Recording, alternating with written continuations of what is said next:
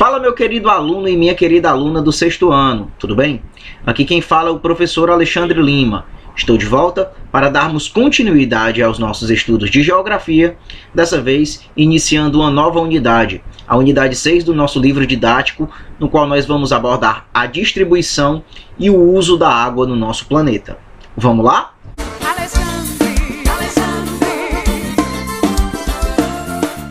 Galerinha, é inquestionável a importância que a água, como recurso, vai ter nas nossas vidas.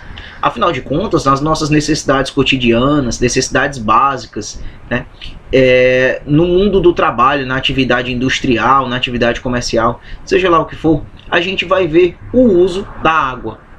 No nosso dia a dia, a gente sequer consegue se imaginar como seria se nós não tivéssemos esse recurso para beber, para tomar banho, para lavar as mãos, para fazer uma série de coisas no nosso cotidiano. Ou seja, é indiscutível a importância que a água tem para as nossas vidas. No entanto, de toda a quantidade de água que existe no nosso planeta, somente uma pequena parcela é própria para o nosso consumo, é própria para as nossas necessidades. Por isso, cabe a nós cada vez mais preservarmos esse recurso, termos mais cuidados com as nossas fontes de água, com a água que chega na nossa casa. Ou seja, devemos cada vez mais ter zelo, preservar um recurso, já que este é tão importante, tão necessário nas nossas vidas. Aproximadamente 70% da superfície do nosso planeta é coberta por água. A porção restante, o equivalente a pouco mais de 30%, corresponde às chamadas terras emersas. Professor, o que são terras emersas? São basicamente os continentes e ilhas. Terras emersas, gente, é basicamente a porção de terra do nosso planeta que se encontra acima do nível do mar. De toda a água que existe na Terra, apenas uma pequena parcela corresponde às águas doces e está disponível para o consumo imediato. A maior parte, quase a totalidade, corresponde às águas salgadas, de certa maneira impróprias para o nosso consumo. Vamos observar a ilustração a seguir? Vamos observar nesta imagem a distribuição das águas no nosso planeta. Cerca de quase 97%, 96,5% das águas do nosso planeta correspondem às chamadas águas salgadas, que é aquela que nós encontramos nos mares e oceanos.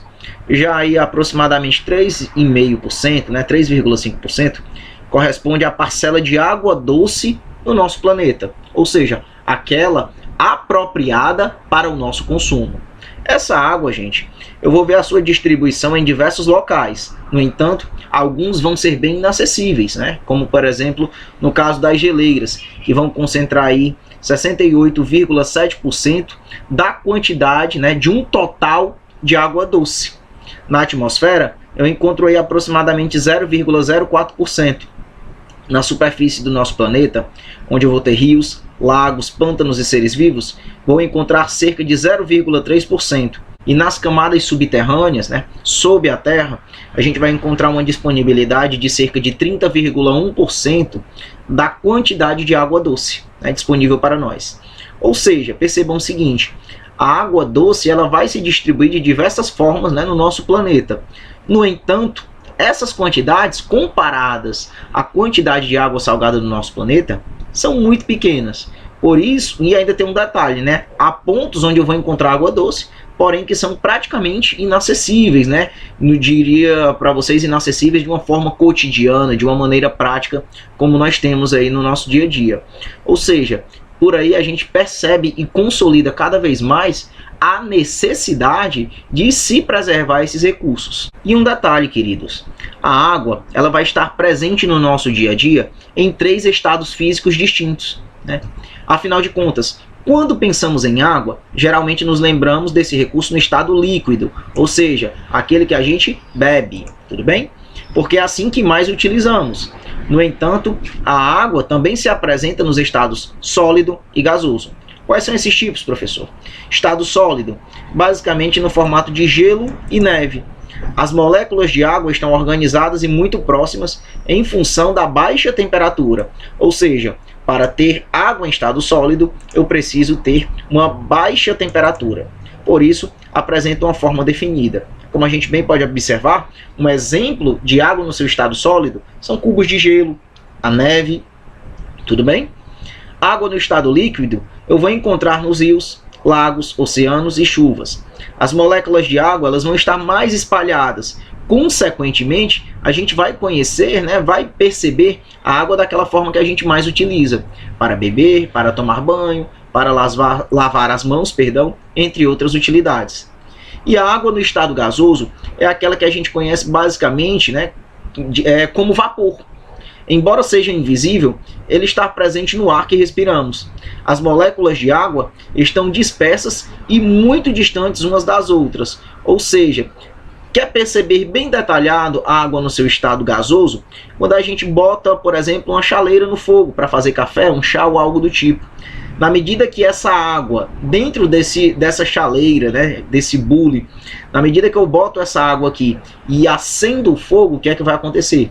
Esta panela ela vai ser aquecida, né? Na medida que ela é aquecida, o que é que vai acontecer com essa água? Ela vai se transformar do estado líquido, que coloquei ela aqui, para o estado gasoso, aquele vapor que sobe. Mudanças do estado físico da água vão ocorrer na medida que eu tenho mudanças em sua temperatura. Observem bem o seguinte: na medida que eu tenho aqui esses cubos de gelo, e estes cubos passam por um processo de aquecimento, ou seja, vão ser aquecidos, vão ficar mais quentes, eu vou ver esse cubo de gelo passar por um processo de fusão, no qual ele vai derreter, né, e vai se transformar aqui nesta forma líquida.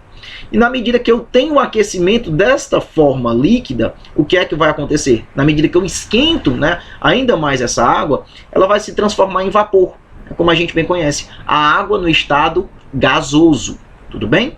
No entanto, na medida que eu tenho água no estado gasoso e ela resfria, né, ao contrário do que passou anteriormente, ela vai resfriar, o que é que vai acontecer?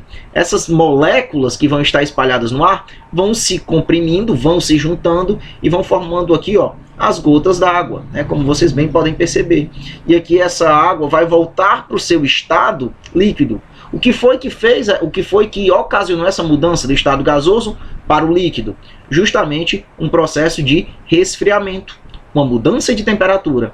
E na medida que essas gotículas aqui, como vocês bem perceberam, passam por um novo processo de resfriamento, ela vai chegar na fase de solidificação, que é aquele momento que essa água vai se transformar do estado líquido para o estado sólido, né, voltando para os cubos de gelo. Ou seja, percebam de maneira bem clara, o que vai ocasionar essas mudanças no estado físico da água é justamente as suas mudanças de temperatura. Meus queridos, outro ponto muito importante de observarmos é que a água está em constante movimento, né, no chamado ciclo hidrológico, ou chamado também de ciclo da água. A quantidade de água no planeta é a mesma há bilhões de anos. Isso só é possível graças à existência do ciclo hidrológico.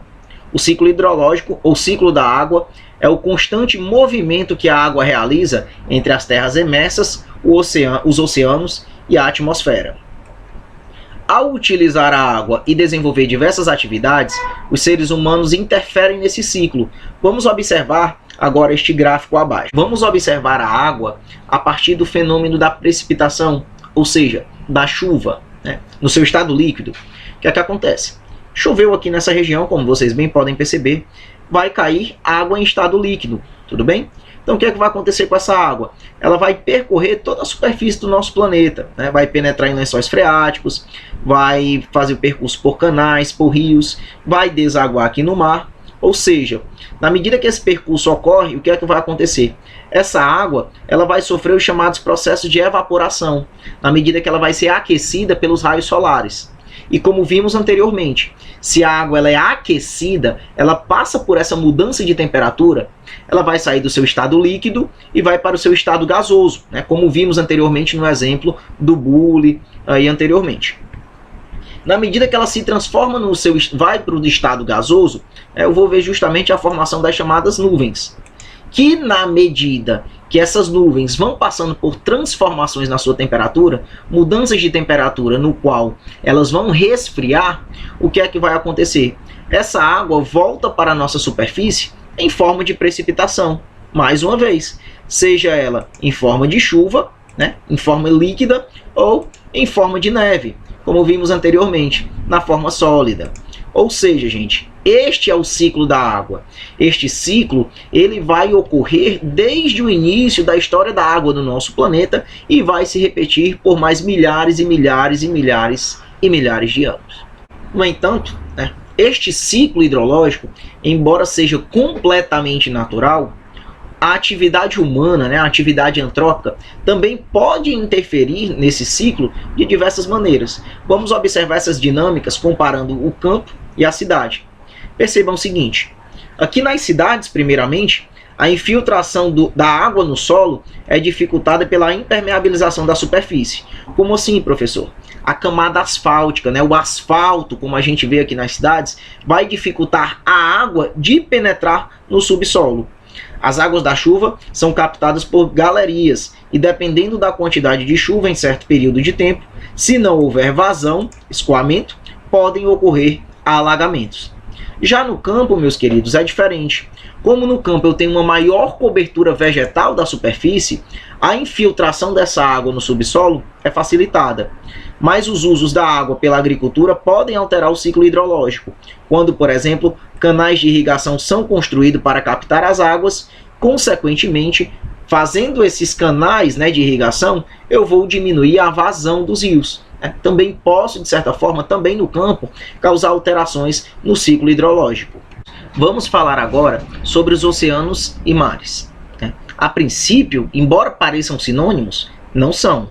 Os oceanos correspondem a uma grande extensão de água salgada que circunda os continentes, ou seja, toda aquela porção de água que nós vemos no globo terrestre, nos planisférios, aquilo ali vai corresponder aos oceanos. Já os mares são menores do que os oceanos. Eles apresentam menor profundidade e maior variedade de temperatura, salinidade e transparência das águas. Tudo bem? Vamos observar o seguinte. Vamos observar aqui as diferenças entre oceanos e mares. Percebam o seguinte. Os oceanos são basicamente essa parte geral que vão circundar, ou seja, vão estar presentes aí ao redor de todos os continentes do nosso planeta. Observem, por exemplo, este oceano, que é o chamado Oceano Pacífico, que ele vai se localizar entre a Ásia, essa porçãozinha aqui, e a América, e também sobre aqui a Oceania. É o mais extenso e o mais profundo dos oceanos. Já este segundo oceano aqui é o chamado Oceano Atlântico, que vai fazer a divisão aqui entre o continente americano e a região aqui da África e da Europa. Tudo bem? Temos também aqui o Oceano Índico, que vai estar pegando aqui essa parte leste do continente africano, sul do continente asiático, aqui também é o sul da Índia, e essa porção aqui oeste da Oceania. E aqui, mais uma vez, a gente vai ter o Pacífico, que é o Mar de Bering. Mas o Pacífico que vai se fechar, como a gente bem conhece, nessa região aqui entre a Ásia e a América. E a gente também vai ter outros dois oceanos. Teremos aqui o Oceano Glacial Antártico, que vai cobrir aqui essa região na altura do Polo Sul do nosso planeta.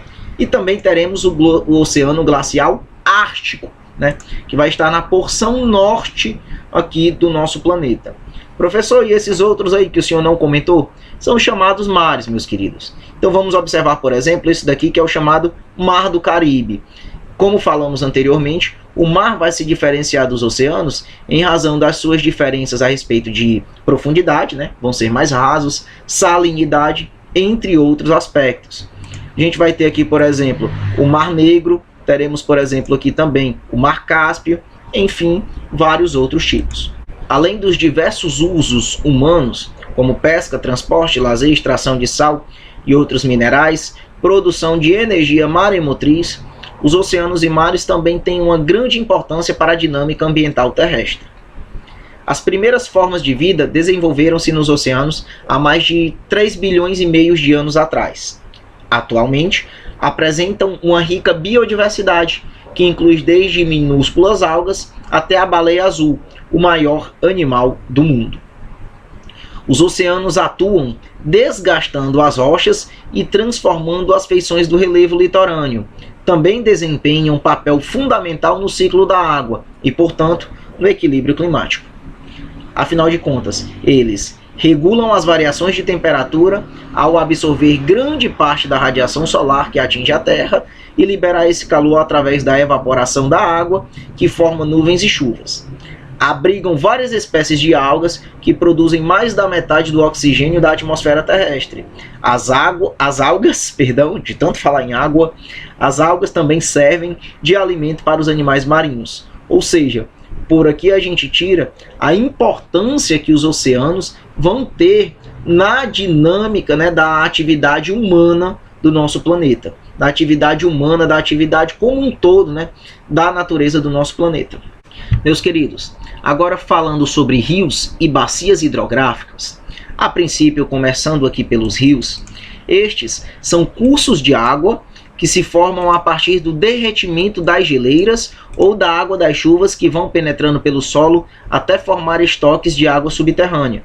Existem os rios perenes, que são aqueles tipos de rios que nunca secam, e os rios temporários, ou também chamados de intermitentes, que são rios que secam em determinadas épocas do ano. Em determinadas estações do ano, eles podem deixar de existir. Todos eles fazem parte de uma chamada bacia hidrográfica. Professor, o que são bacias hidrográficas? Bacias hidrográficas, gente, são basicamente áreas de captação de água de rios menores, de rios afluentes, para um rio principal. Como a gente bem pode perceber aqui nessa imagem, ó, a nascente aqui deste rio B, eu vou perceber o seguinte: eu tenho um rio principal, certo? Que na medida que eu tenho este rio, eu tenho rios menores que vão captando a água de outras áreas dessa região e vão levando para um rio principal. Tudo bem?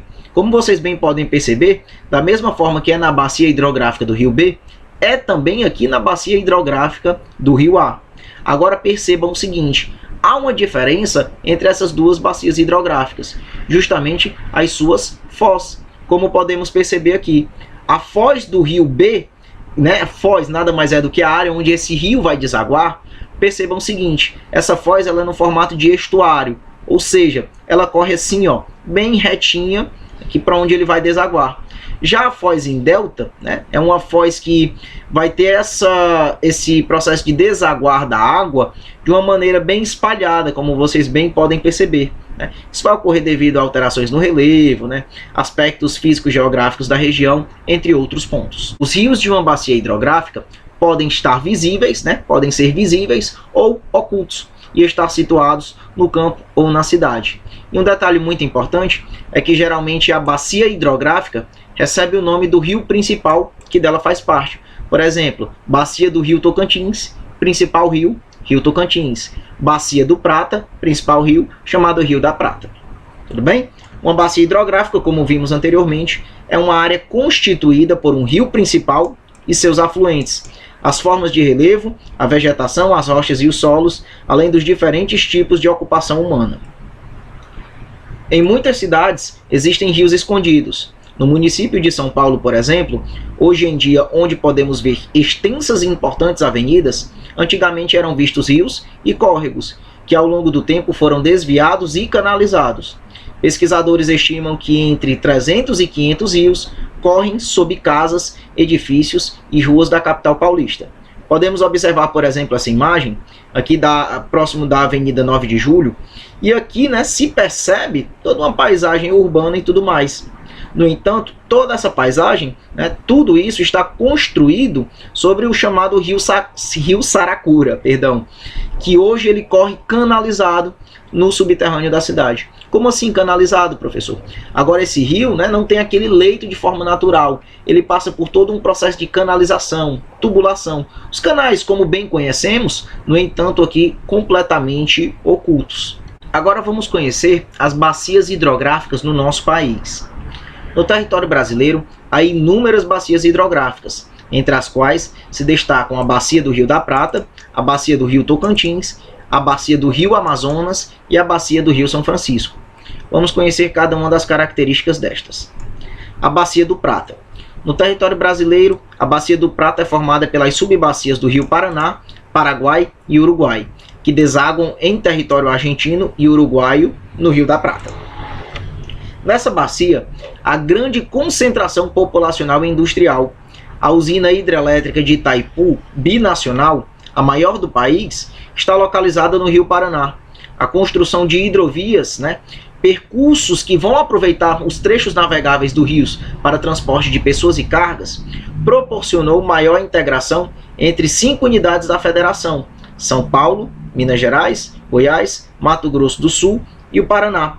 Aproximou o Brasil de alguns países vizinhos, como Argentina, Paraguai e Uruguai, e facilitou o escoamento da produção agrícola da região centro-oeste. Ou seja, aqui nessa regiãozinha, como bem podemos perceber, onde eu tenho uma grande produção agrícola, essa produção agora ela vai ser escoada justamente por meio das chamadas hidrovias.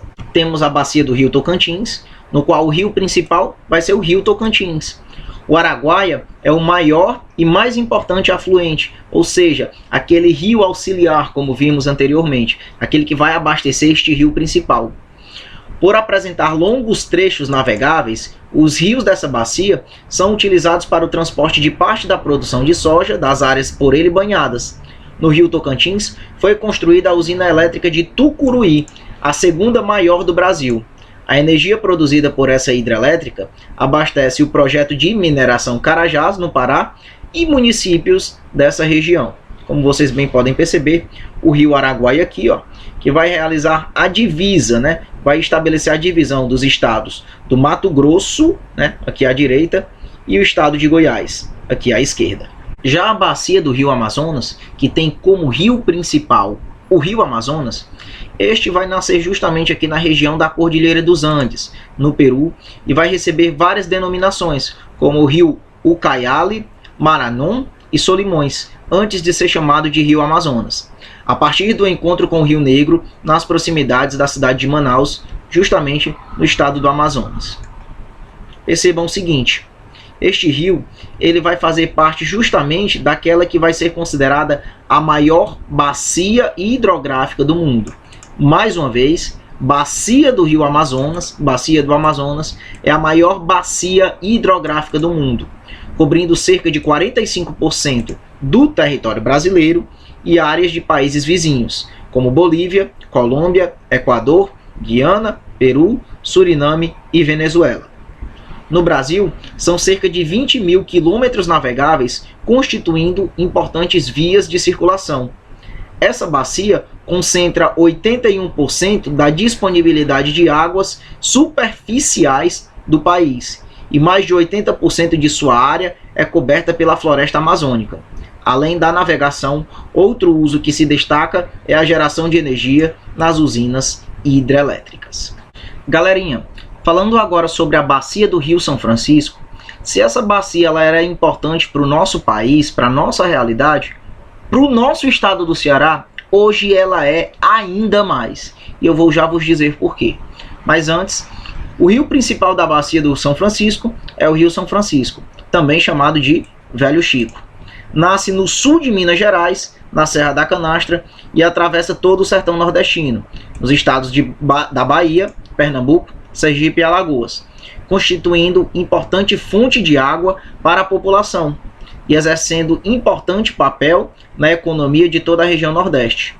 O principal trecho navegável está entre Pirapora, em Minas Gerais, e Juazeiro, na Bahia. Também apresenta importante aproveitamento hidrelétrico.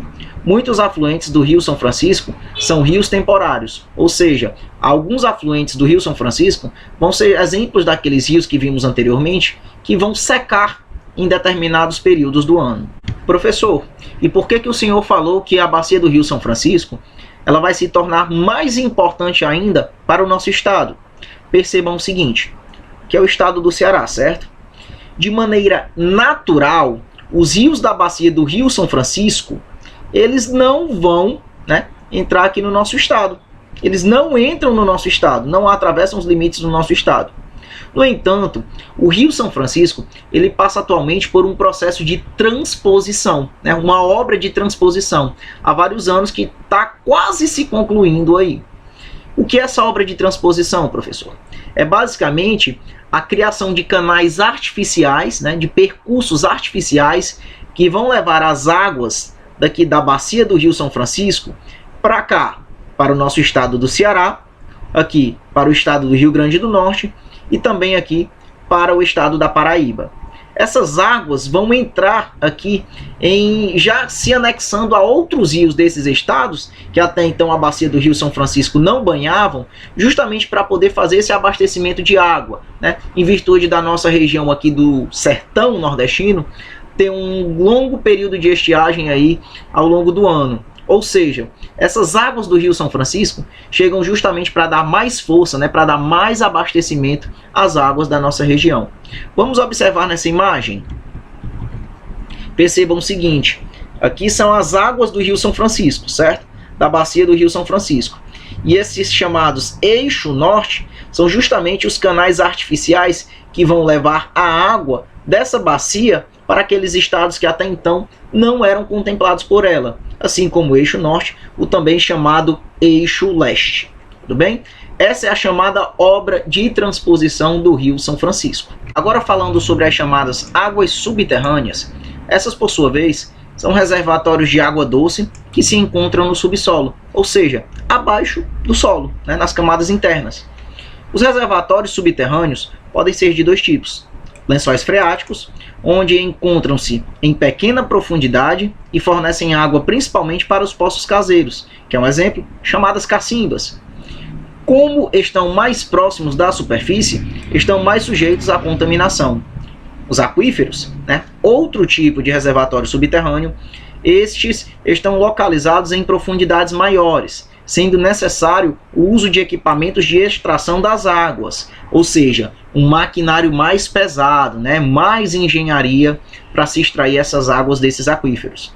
São utilizados pelas indústrias ou para os abastecimentos para o abastecimento das cidades.